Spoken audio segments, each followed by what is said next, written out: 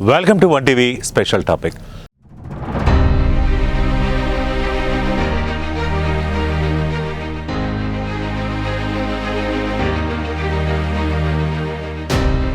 ఈరోజు ప్రపంచం మొత్తం కూడా నిద్రపోకుండా ఒక్కరిపైనే ఫోకస్ చేసినటువంటి అంశం ఏదైనా ఉందంటే అది సునీత విలియమ్స్. సునీత విలియమ్స్ భారత సంతతికి చెందినటువంటి అమెరికన్ వ్యోమగామి. ఈమె నాసా అంతరిక్ష ప్రయోగంలో భాగంగా 8 రోజులు పూర్తవ్వాల్సినటువంటి ఒక ప్రయోగాన్ని పూర్తి చేసేందుకు అంతరిక్షంలోకి వెళ్ళడం జరిగింది. కానీ అక్కడ సంబంధించి సాంకేతిక సమస్య తలెత్తడంతో నేటికి 286 రోజుల పాటు అంతరిక్షంలోనే ఉండిపోవడం జరిగింది. కానీ అందరి దృష్టి ఈరోజు 286 రోజుల నిరీక్షణ తర్వాత సునీత విలియమ్స్ తిరిగి భూమి మీదకి అడుగు పెట్టబోతోందా, లేకపోతే గతంలో ఒక చేదు అనుభవం ఉంది. అలాగే కల్పన చావ్లా ఈమె కూడా అంతరిక్షంలోకి వెళ్ళి సాంకేతిక సమస్యలతో చిక్కుకుపోయి ఆ తర్వాత మరణించిన సంగతి మనకు తెలిసిందే. తిరిగి అదే సీన్ ఏమన్నా రిపీట్ అవుతుందా మొదలైనటువంటి ఎంతో ఆందోళనలు అటు నాసా దగ్గర నుంచి కావచ్చు, ఇటు ప్రపంచం మొత్తం కూడా ఎదురు చూస్తూ ఉన్నారనమాట. అరే, ప్రయోగానికి వెళ్ళింది 8 రోజుల్లో తిరిగి రావాల్సినటువంటి ఒక మహిళా వ్యోమగామి తిరిగి రాకుండా ఉండిపోతుందా, లేకపోతే ఏదన్నా వినకూడని వార్త ఏమన్నా వినాల్సి వస్తుందా, లేకపోతే క్షేమంగా తిరిగి అడుగు పెట్టబోతుందా? ఇవన్నీ కూడా మదిని తొలిచేస్తున్నటువంటి ప్రశ్నలు అనమాట. కానీ క్షేమంగా ఆమె ఈరోజు 3:27 సముద్ర తలంపై అడుగు పెట్టడం జరిగింది. ఆ తర్వాత బోట్ల సాయంతో ఆమెను తీసుకెళ్లడం జరిగింది. డ్రాగన్ క్యాప్సూల్ సహాయంతో వాళ్ళని తీసుకొని క్షేమంగా సముద్రంలోకి ల్యాండ్ అవ్వడం జరిగింది. ఆ తర్వాత బోట్ల సహాయంతో దాన్ని రిగ్గింగ్ చేయడం, ఆమెను సురక్షితంగా తీసుకురావడం జరిగింది. అసలు సునీత విలియమ్స్ ఎటువంటి అనుభవాలు ఎదుర్కొన్నారు, మామూలుగా అంతరిక్షంలోకి స్పేస్కి వెళ్ళిన తర్వాత వాళ్ళ జీవనశైలి ఎలా ఉంటుంది, వాళ్ళకి ఆహారం ఎలా అందుతుంది, వాళ్ళ ఆరోగ్యానికి సంబంధించి ఎటువంటి పరిణామాలు చోటు చేసుకుంటాయి మొదలైనటువంటి విషయాలు కూడా ఈరోజు మీతో డిస్కస్ చేస్తున్నాం. అలాగే సునీత విలియమ్స్ వెళ్ళిన తర్వాత కేవలం 8 రోజులకు మాత్రమే సరిపడేటటువంటి ఆహారాన్ని కానీ ఆమెకు కావాల్సినటువంటి అవసరాలు కానీ ఇవన్నీ తీసుకెళ్లడం జరిగింది. కానీ దురదృష్టవశాత్తు నాసా అంతరిక్ష ప్రయోగాల్లో తలెత్తినటువంటి కొన్ని సాంకేతిక సమస్యల వల్ల ఆమె అక్కడే ఉండిపోవడం జరిగింది. తీసుకెళ్ళినటువంటి ఫుడ్ అయిపోయింది, 8 రోజులు గడిచాయి. అలాగే 2 నెలల వరకు కూడా ఆమెకు ఎటువంటి తినడానికి కానీ తాగడానికి కానీ సరైన సదుపాయాలు లేవు. ఎందుకంటే స్పేస్లో అక్కడ ఏమీ ఉండదు, తినడానికి కానీ అంత మనం అణువుగా ఉండదు, బయటికి వెళ్ళలేం, కాలు పెట్టలేం.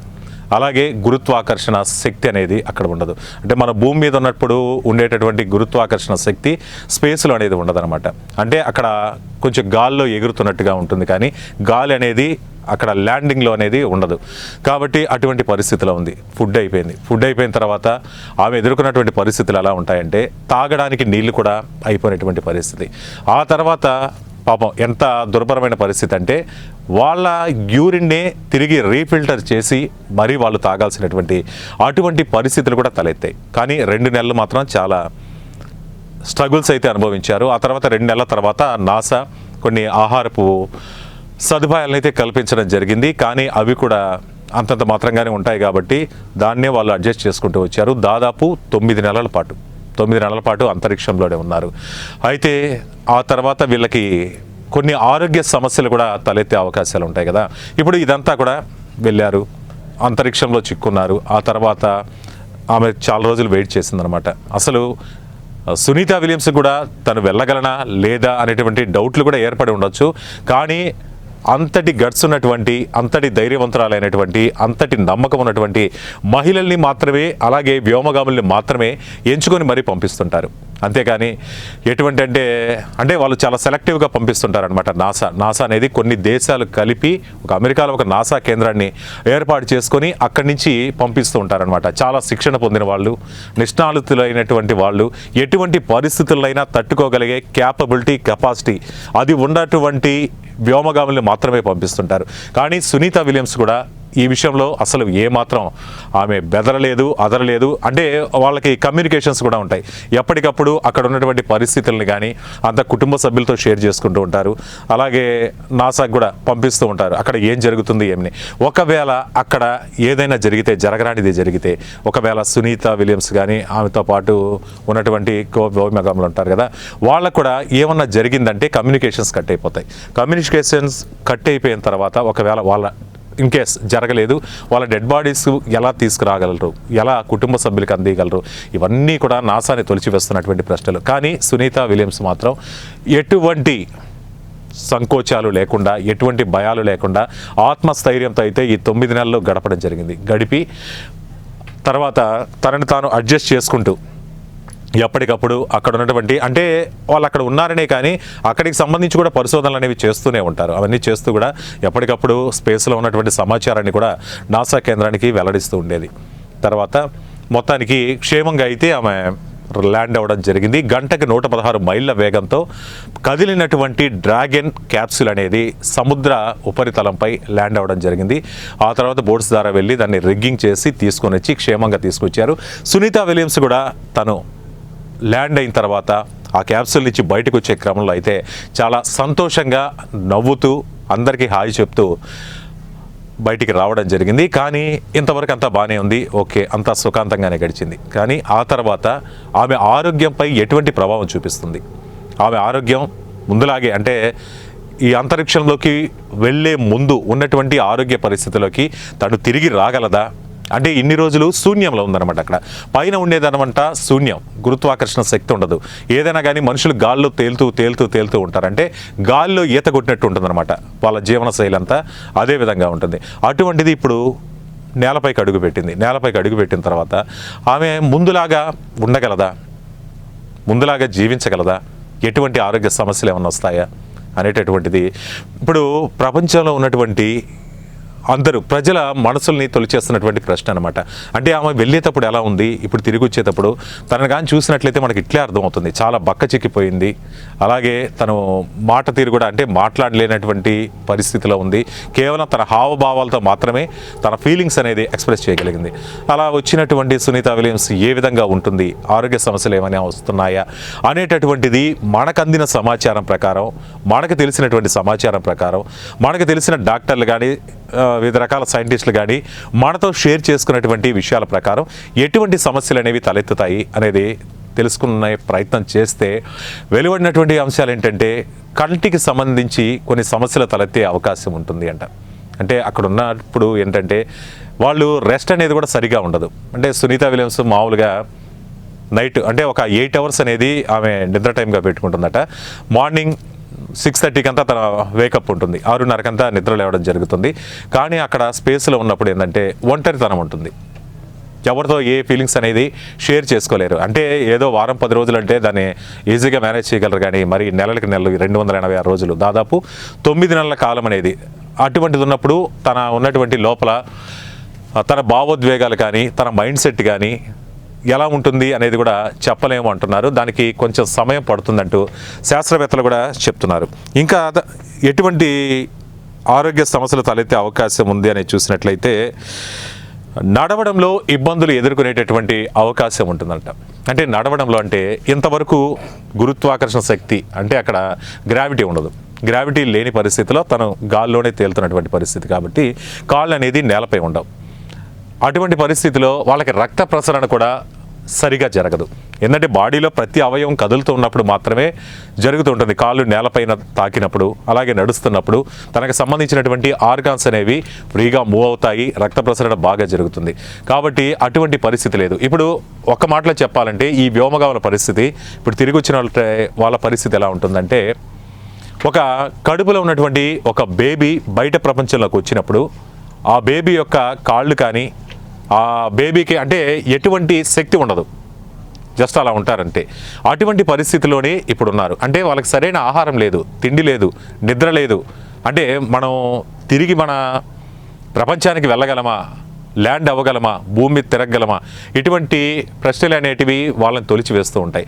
కాబట్టి వాళ్ళ మైండ్ సెట్ కూడా సరిగా ఉండదు. అలాగే గురుత్వాకర్షణ శక్తి ఉండదు కాబట్టి నేల మీద నడవలేరు. అసలు కాలికి ఉండేటటువంటి చర్మం కూడా పాలిపోయి ఉంటుందట. అటువంటి పరిస్థితులు, ఎందుకంటే అక్కడ వెలుతురు ఉండదు, ఎండ ఉండదు, ఎటువంటి బయటికి వెళ్ళేటటువంటి పరిస్థితులు ఉండవు. కానీ ఆ స్పేస్లో వాళ్ళకున్నటువంటి అంతరిక్ష పరిశోధనల ఆ కేంద్రంలో ఆ చిన్న బాక్స్ అనేది ఉంటుంది. జిమ్కి సంబంధించినటువంటి కొన్ని పరికరాలు ఏర్పాటు చేస్తారు. అంటే ముందస్తు జాగ్రత్త చర్యల్లో భాగంగానే వానికి సంబంధించినటువంటి పరికరాలు అనేవి ఏర్పాటు చేస్తారు. లైట్గా అంటే సైక్లింగ్ కానీ ఇట్లాంటివి కొన్ని ఉంటాయి కదా, చిన్న చిన్నవి, అవి మాత్రం చేసుకోగలుగుతారు. కాబట్టి అది కూడా సరిపోదు వాళ్ళకి, ఇటువంటి పరిస్థితులు ఉంటాయి. కాబట్టి వాళ్ళకి కాళ్ళు కూడా సరిగా పనిచేయవు, నడక కూడా కష్టమవుతుంది అనేది తెలుస్తోంది. ఇక ఎముకలు కండరాల్లో పట్టుతో ఉండదు. మనం ఎప్పుడూ నడుస్తూ ఉంటే లేదా డైలీ దినచర్యలో మనం నడిచినా కానీ పరిగెత్తినా కానీ మన పనుల్లో కానీ వీటన్నిటిలో ఉన్నప్పుడు మాత్రమే మన ఆర్గాన్స్ అనేవి అన్నీ కదులుతాయి, సరిగా ఉంటాయి. ఆ తర్వాత ఇవన్నీ ఏమి లేవు కాబట్టి ఎముకలు కూడా పెలుసుబారే అవకాశం ఉంటుంది. అంటే పెలుసుబారడం అంటే తెలుసు కదా, వయసు మీద పడినటువంటి వృద్ధుల్లో కానీ వయసు ఎక్కువ ఉన్నటువంటి ముసలి వాళ్ళు ఉంటారు కదా, వాళ్ళందరిలో మాత్రమే కాల్షియం శాతం తగ్గినప్పుడు ఎలా అయితే పెలుసు బారి పడిపోతుంటాయో వీళ్ళ పరిస్థితి కూడా ఆల్మోస్ట్ అలాగే ఉంటుంది. కండరాలు కూడా సరిగా పని చేయకపోవచ్చు. అంటే ఇప్పుడు ఆమె ఆరోగ్య పరిస్థితి, అంటే ఇటువంటి పరిస్థితి రావచ్చు కానీ వస్తుంది అని చెప్పలేం. కానీ దాన్ని ఆమె నెక్స్ట్ కొన్నాళ్ళ తర్వాత అయినా కానీ తను ఏ విధంగా ఫేస్ చేస్తుంది అనేది మనం చూస్తే కానీ తెలియదు. దీంతోపాటు మాట్లాడడంలో ఇబ్బందులు ఉంటాయి. అంటే అక్కడ ఏం మాటలు ఉండవు కదా, మాట్లాడడంలో కూడా ఉండదు. అంటే వాళ్ళకి సంబంధించినటువంటి బ్రెయిన్కి ఈ నోటికి ఉన్నటువంటి గొంతుకున్నటువంటి కమ్యూనికేషన్ అనేది కూడా చాలా వరకు అంటే మ్యూట్ అయిపోయి ఉంటుంది, ఇన్ని రోజులు మ్యూట్ అయిపోయి ఉంటుంది. కాబట్టి ఆ విషయంలో కూడా మాట్లాడడంలో కూడా కొన్ని ఇబ్బందులు తలెత్తే అవకాశం ఉంది. ఇక గుండె సమస్యలు కూడా ఉండే అవకాశం రావచ్చు. అంటే మానసిక ఒత్తిళ్ళు అవన్నీ కూడా ఉంటాయి. కాబట్టి కొన్నాళ్ళ వరకు తగినటువంటి జాగ్రత్తలు అయితే తీసుకోవడం జరుగుతూ ఉంటుంది.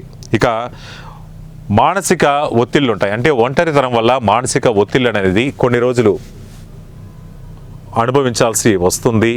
కానీ దాన్ని ఎంతవరకు వీళ్ళు అధిగమిస్తారు, ఎంతవరకు ఫేస్ చేస్తారు, దాన్ని ఓవర్టేక్ చేసుకొని ముందు సునీత విలియమ్స్ ఎలా ఉందో ఆ విధంగా ఎన్నాళ్ళలో రాగలుగుతుంది అనేది ఆమె యొక్క ఆత్మస్థైర్యాన్ని బట్టి ఉంటుంది.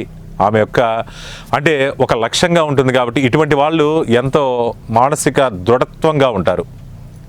అంటే స్పేస్లోకి వెళ్ళాలంటే అసలు మామూలుగా ఒక జెయింట్ వీల్ ఎక్కినా కానీ ఒక 10 అంతస్తులు ఒక 20 అంతస్తుల భవనం ఎక్కి కిందకు చూస్తేనే మన కళ్ళు తిరుగుతాయి. అసలు మనం ఎలా ఉంటాం, మన మానసిక పరిస్థితి అనేది ఇక్కడ మనకు కూడా తెలుస్తుంది. అటువంటిది అంత పెద్ద స్పేస్కి పంపించేటప్పుడు వాళ్ళ పరిస్థితి ఎలా ఉంటుంది, ఎటువంటి ఒత్తిళ్ళు లేకుండా మొత్తం అన్నీ చూసే పంపిస్తారు. కాబట్టి తిరిగి సునీత విలియమ్స్ కూడా చాలా తొందరగా ఆ పరిస్థితి నుంచి గట్టెక్కి తిరిగి తన జాబ్లో కానీ అలాగే తన పర్సనల్ లైఫ్ కానీ అలాగే ఫ్యామిలీతో కానీ తిరిగి పాత రోజుల్లో ఎలా ఉండేదో సునీత విలియమ్స్ ఆ విధంగానే ఉంటుంది అని చెప్పి మనం కూడా ఆకాంక్షిద్దాం. సో మొత్తానికైతే ఈ అంతరిక్ష పరిశోధన ఫెయిల్ అయినా కానీ ఎంతో గుండె నిబ్బరంగా ఉంది సునీత విలియమ్స్. ఆ గుండె నిబ్బరంతోనే ఈరోజు తిరిగి క్షేమంగా తనతో పాటు ఉన్నటువంటి వ్యోమగాములు అందరూ కూడా క్షేమంగా తిరిగి వచ్చారు. ఈ విషయంలో నాసా కూడా విజయం సాధించింది.